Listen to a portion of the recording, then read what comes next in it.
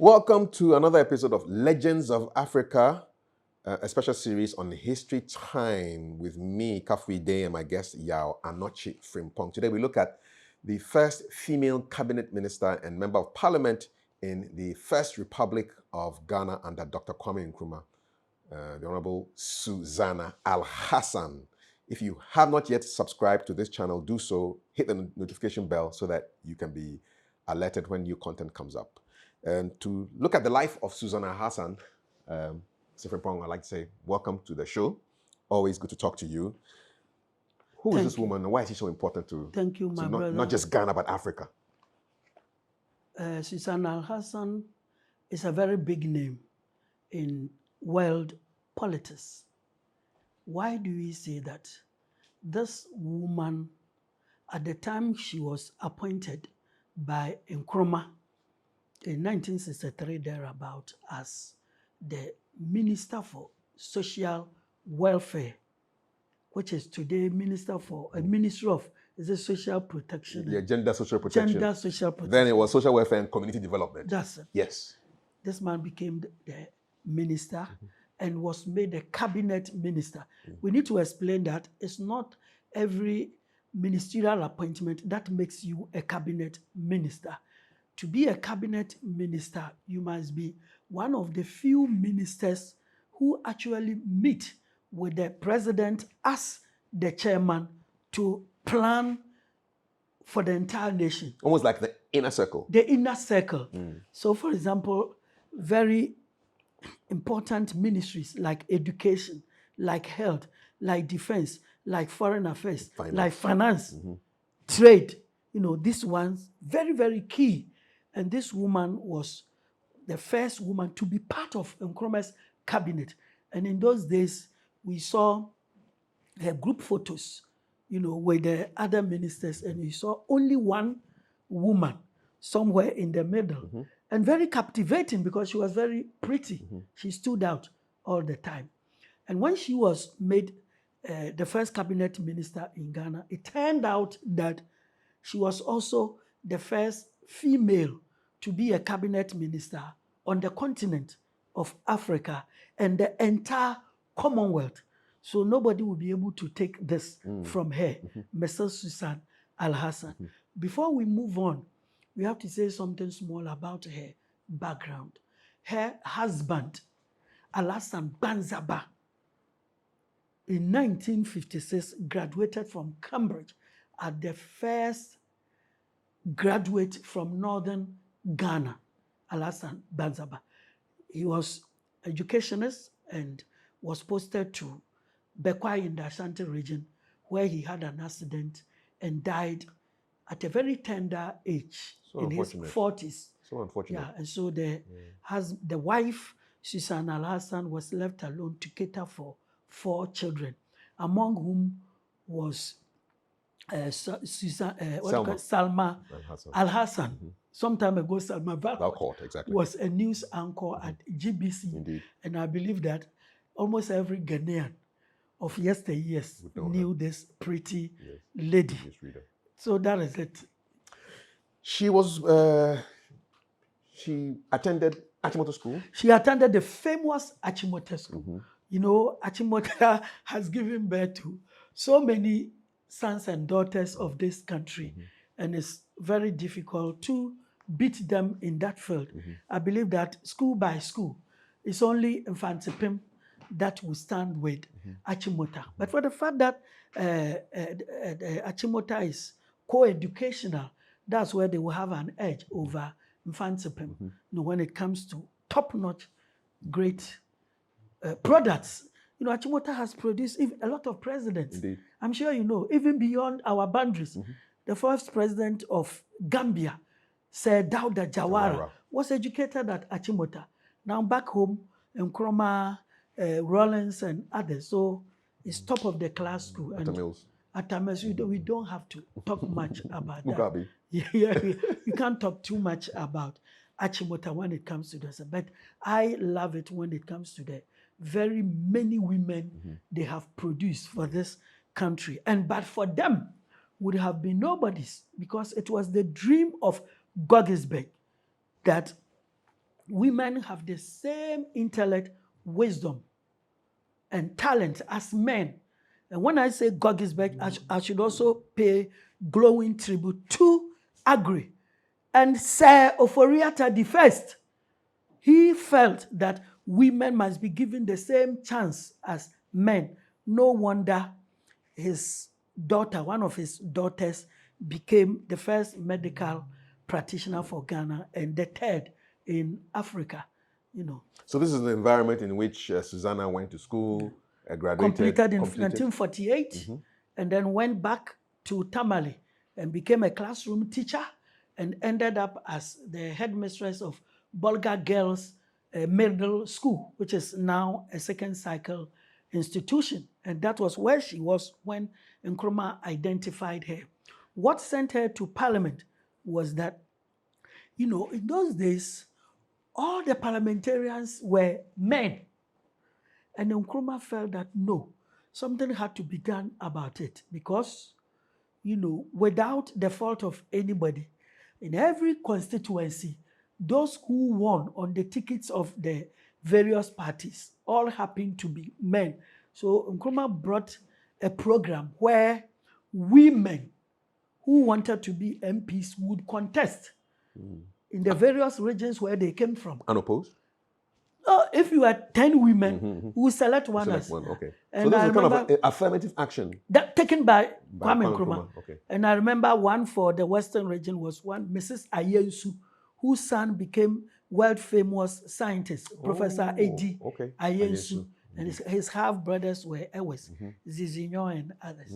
Now, you talk about this woman, she stood unopposed in the north and won and came to Parliament and was made a deputy, started with as a deputy minister for education.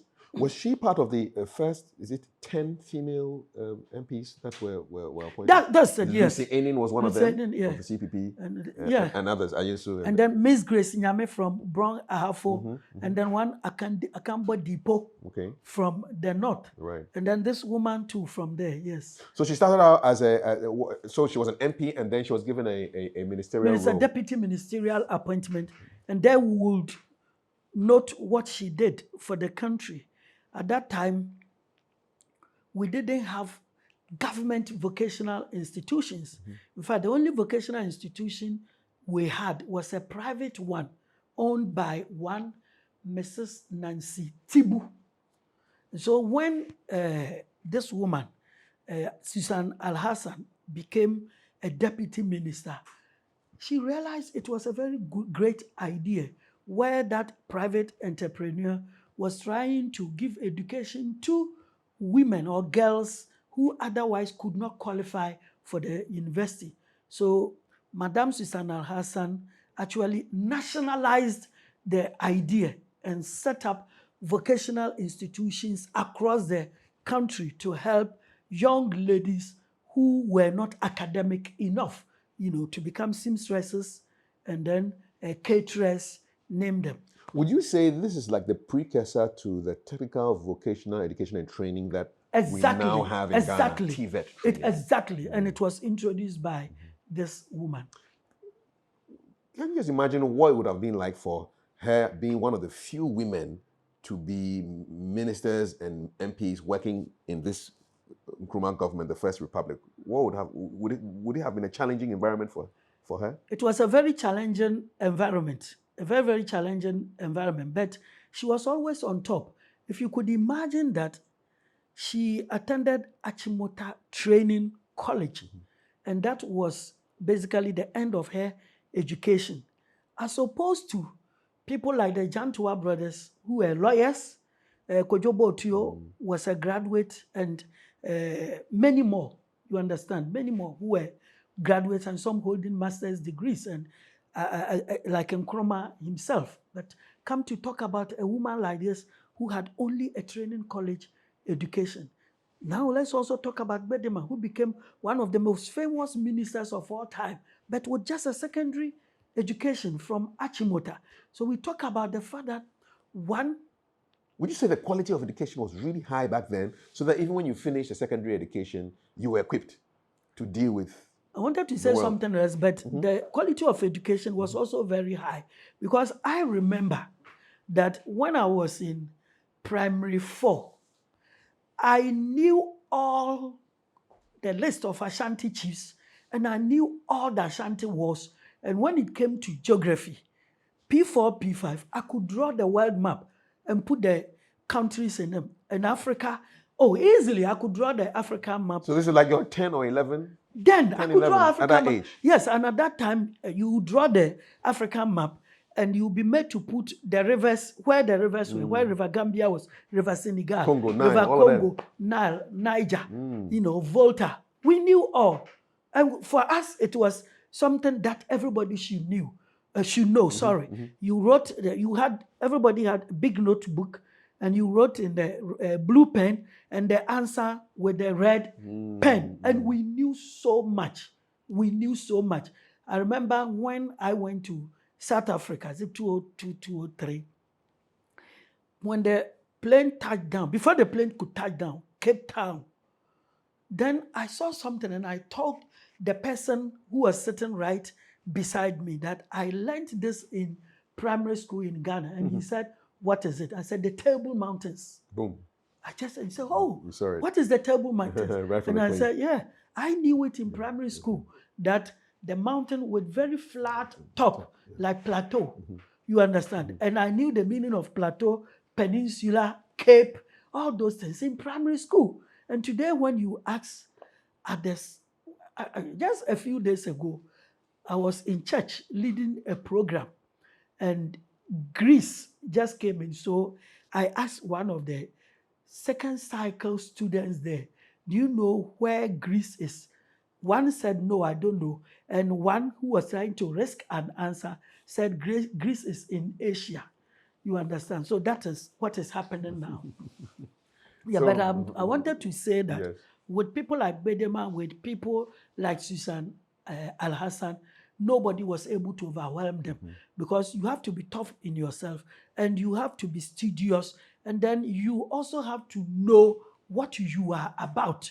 If you know these things, I believe that you are already holding a PhD in your heart. And she must have succeeded in her post as a Deputy Minister for Education, because not long after that, she was made a full minister. For social welfare and community development. Very good. Because of her background as a teacher and as a headmistress, and also coming from the north, a very deprived area, because Nkrumah had a real as-related program for the north, and he needed people like her to spearhead it for him.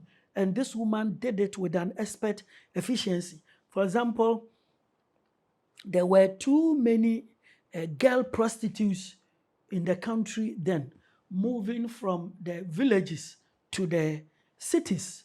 And they were marginalized, and they were stigmatized. And after a very short time, Madame Al-Hassan was able to identify the problem, that they were from very poor backgrounds. They didn't have any education. And so when somebody is poor, or someone has no education, definitely society will push him somewhere else, because he is not wanted by what they called as right. So these were those Madame Al-Hassan felt had to establish the schools for. And she succeeded, because no one is born criminal. No. It is society that makes him so. No one is born prostitute. It is society that makes him so. When Mary Magdalene was tagged prostitute, the moment she met Jesus Christ, her life changed, and she became an evangelist. So that was what the woman did for otherwise young prostitutes in Ghana. So she made a change there and affected people's lives in that sphere. A great change. And then the coup of 66 definitely truncated her career. Not truncated her career, but before then she also did something great. It was during her time that the Volta Dam was built. And as a social welfare minister, she had a direct responsibility of resettling those who had been inundated or moved away by the And she flooding. wrote a book. Yes, yes. She wrote a book. The river The river that became a lake. Yes. You know, so with this, like what happened in Mepe Exactly. long ago, that was what made the woman also an excellent leader. You know, she was able to challenge government to put in money, putting up estate houses, and then sending blankets, food items, mattresses, tents to all those that had been affected. So that was what happened to her and what she did, not only for social people who needed social benefits like the otherwise prostitutes we are talking about, or those who could not end up in the universities, but those who were affected by the construction of the Volta Lake. And then to your question, her life, yes, after the 1966 coup, like all the ministers, the woman was imprisoned for a certain number of years before she was released. And then also she was vilified, called all sorts of names at a certain point because of her beauty. You know, they said she was Kwame Nkrumah's girlfriend. So definitely they will beat her more. They will traumatize her more. They will maltreat and mistreat her more. The maligning of the reputation of female politicians is not a recent phenomenon. It has always been like that. It has always, the moment a woman tries to come up and behave like a man or better than a man, then men will give her some name. You know, nobody ever sees a man and a woman in their right senses mating. But before you realize, people are telling you that is the president, that is the ministers, that is the headmasters, that is the professors, this thing. And I believe that it's not the best. And you know, when you go to the advanced, well, I say advanced because they don't do that. You know, go to Europe and America, they don't do that. And so they enable women to reach the highest level of whatever they would want to do. In the case of third world countries, a woman would want to aspire to become a member of parliament. And if you are from, let's say, a Hunter West constituency, you will move from one village to the other without your husband because he is also doing something else somewhere. And that is where people will say that, oh, but it's the regional minister's girlfriend or it's the president's girlfriend. I believe time has come when we have to stop these things. So she gets yes, imprisoned. And then because even her own house at cantonments, they say, oh, because he was Nkrumah's girlfriend, that's why she got a house there. He built for the woman. And he appeared before a committee of inquiry with receipts A to Z to prove that she got the house from the benefit out of the husband's premature death. The money Ministry of Education and then insurance paid the family. This woman used it to buy that house. Good thing she kept the receipts. But she was sensible, a very sensible, very smart woman. Yeah.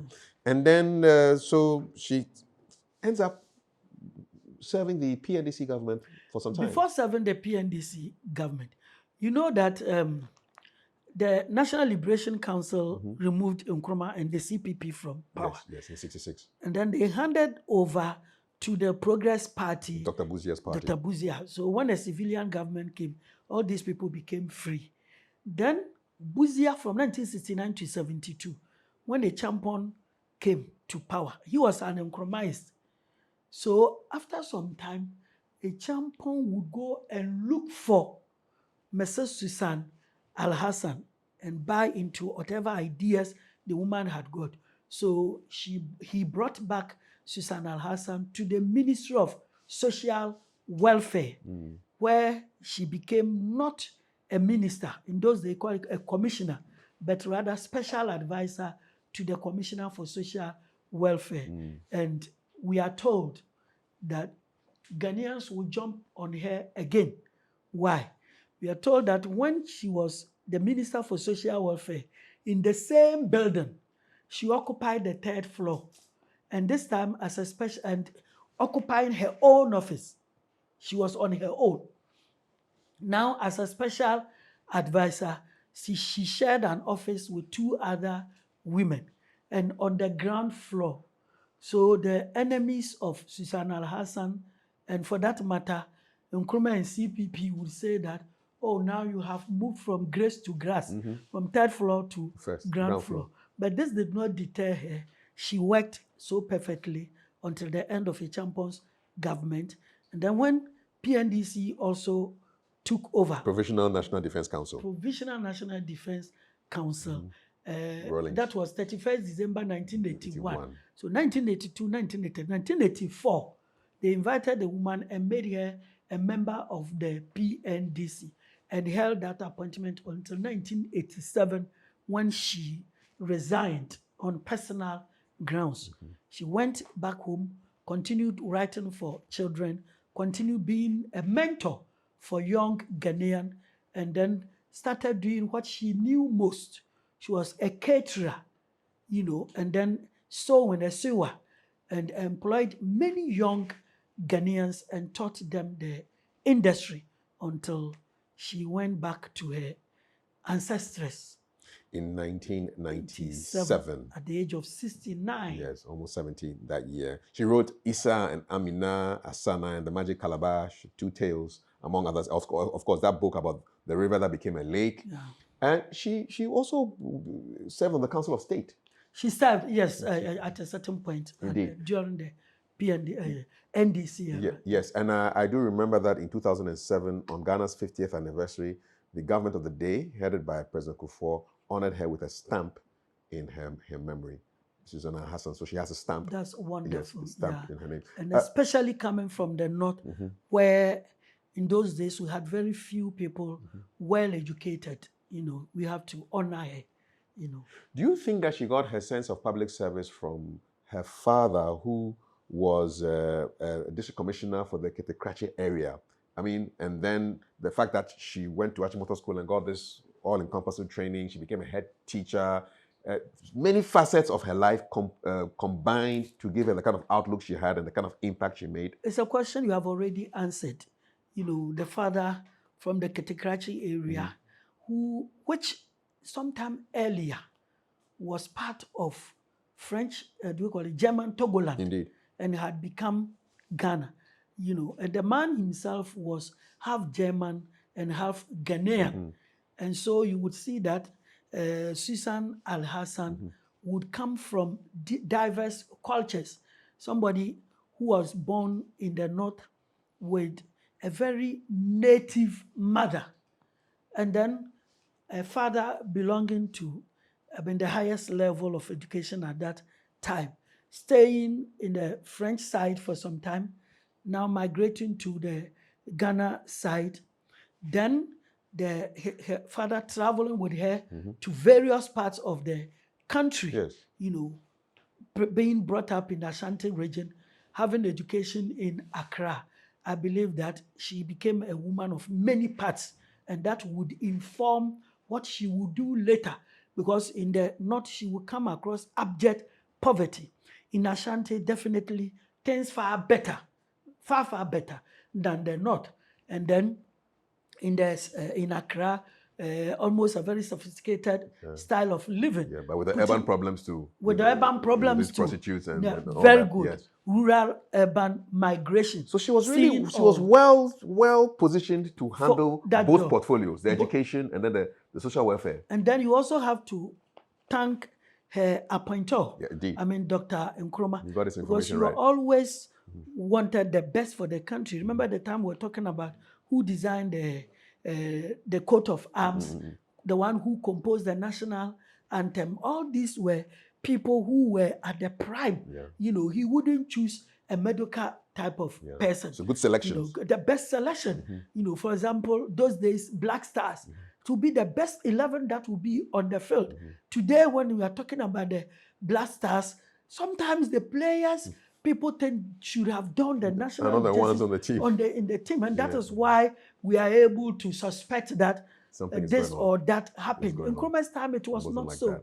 It wasn't like that. As we look back on the life of Susanna Al-Hassan, MP, Minister of State, cabinet member, what can we learn from her life? What can the present generation draw from the experiences she underwent and the achievements she chalked. Yes, you see, you must always be prepared to serve your nation because you see that she was a school teacher who was identified as great.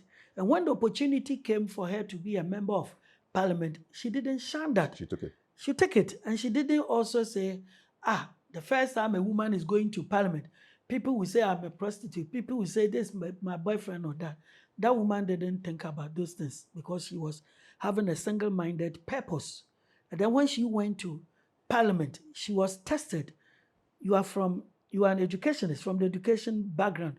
Okay, be a deputy minister for education and MC. The woman excelled and ultimately became a cabinet minister in a different portfolio altogether. And it is also on record that at the Commonwealth level, she led several Ghanaian delegations to meetings in Malaysia, England, India, Sri Lanka. It used to be Ceylon.